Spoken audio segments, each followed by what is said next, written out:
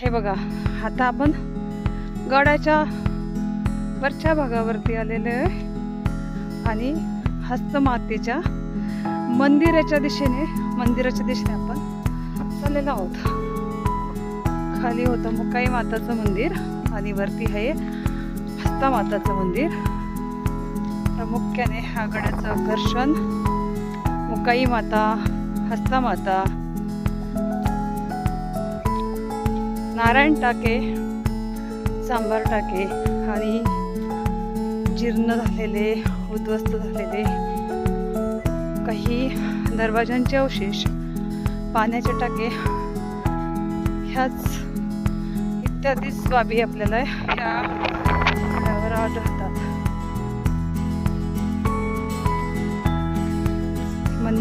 मंदिराचा कळस जरा दिसतोय लांबून.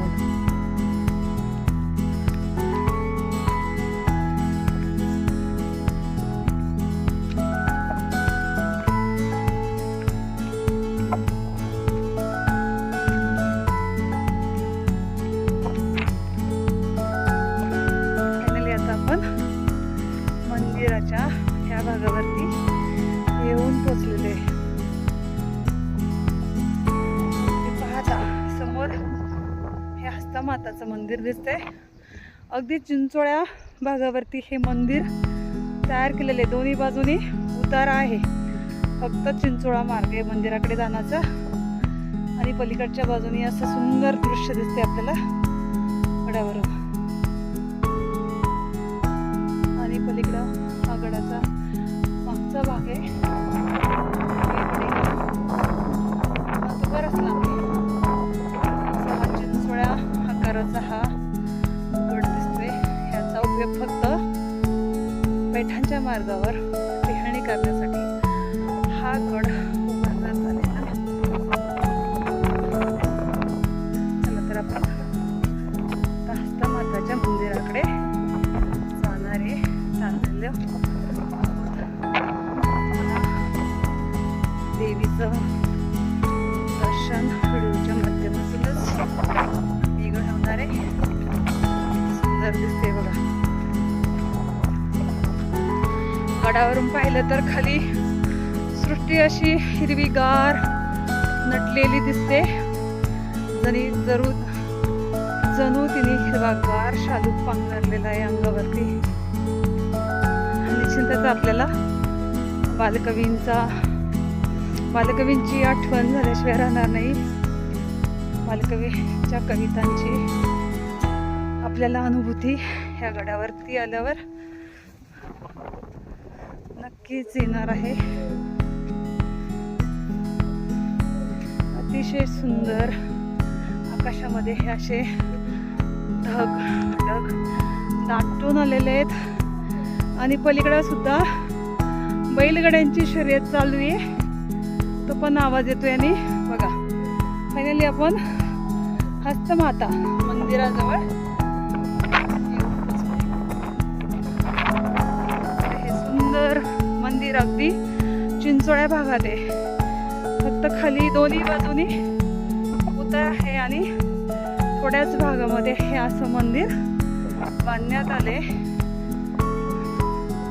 चला, आपले शूज आपण खाली इथेच ठेवणार आहोत आणि मंदिरामध्ये प्रवेश करणार आहे.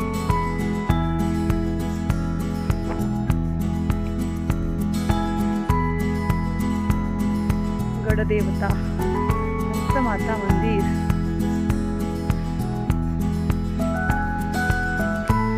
मंदिरामध्ये प्रवेश केल्यावर अगदी प्रसन्न वाटतं.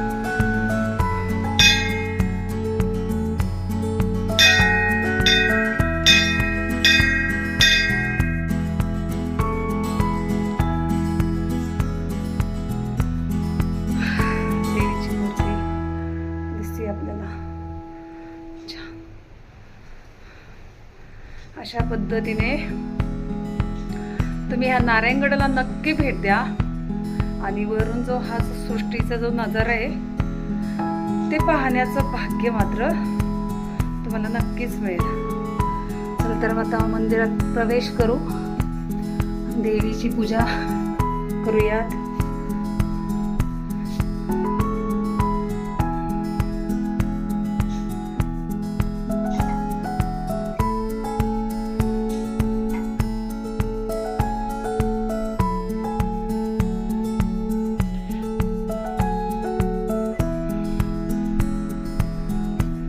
हस्तमाता.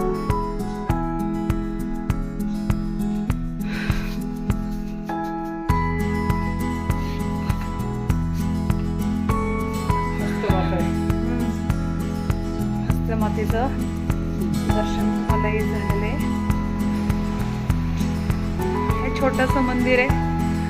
पाहता तुम्ही समोर गडाचा पूर्वेचा भाग हा इथून खूप लांब आहे आणि आपण जो आलोय तो अगदी चिंचोळ्या भागातून चालत चालत ह्या हस्तमातेच्या मंदिराकडे आलेलो आहे.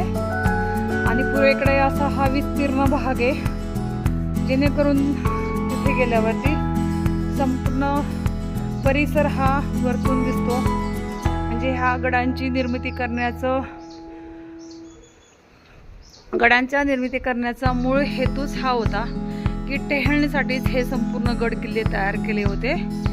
त्याच्यावरती फार दुसरा काही म्हणजे त्याच्यावरती काही दुसरं काही उभारलेलं नाही. तिथं फक्त ह्याचा मुख्य उद्देश म्हणजेच जे आजूबाजूचा जो परिसर आहे खूप लांबपर्यंत इथून नजर पोहोचते, लांबचा भाग दिसतो.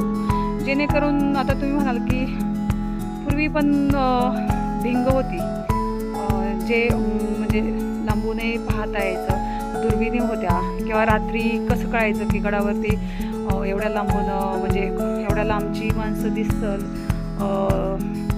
पाहू शकू. आपल्याला कसं कळत असेल तर मशाली पेटल्या जायच्या, पूर्वी लाईट असायच्या, तर लांबूनच जर मशालीचा उजेड दिसत म्हणजे भरपूर तुम्ही पाहता गडावरून खूप लांबपर्यंत नजर पोहोचते.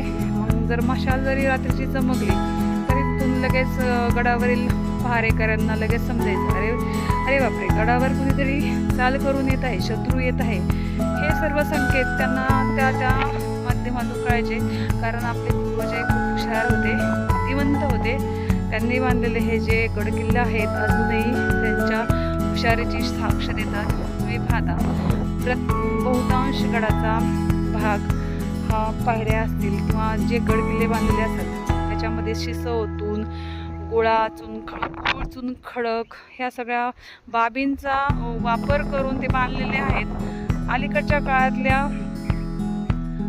काळातले पूल पडताना दिसतात, परंतु हे कितीतरी वर्षाचे हे गडकिल्ल्यावरील जो बांधलेला भाग आहे तो अजूनही तसाच आहे, शाबूत आहे. कारण की तो पूर्णपणे अगदी छानरित्या, कुठलीही त्यात भेसळ नव्हती, अगदी व्यवस्थित बांधला गेलेलं आहे.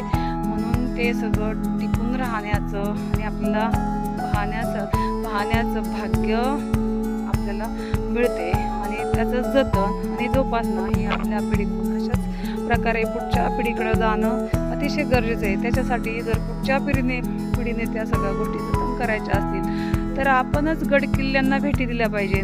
तर पुढची याच्या जमान्यातील असणारी ही भावी पिढी आहे ती सुद्धा गडकिल्ल्यांवर येण्यासाठी नक्कीच अपृष्ट होईल आणि त्यांचं आरोग्यही चांगलं राहील.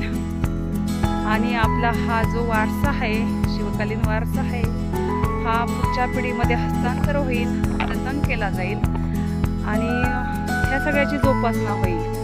त्याच्यासाठी आपण हा सगळा अट्टहास करायचा आहे. ज्यांना अजून वाटतं की आपणही गडकिल्ल्यांवरती गेलं पाहिजे आणि भेटी दिल्या पाहिजे, त्या मित्रमैत्रिणींना माझं ह्या व्हिडिओच्या माध्यमातून एकच मी संदेश देऊ इच्छिते की मैत्रिणींनो, काही हरकत नाही. कुठल्याही गोष्टीची सुरुवात करण्यासाठी कुठलाच काळाची गरज नसते. आपण सुरुवात केव्हाही करू शकतो आणि प्रत्येक गोष्टीमध्ये पॉझिटिव्ह दृष्टिकोन ठेवा.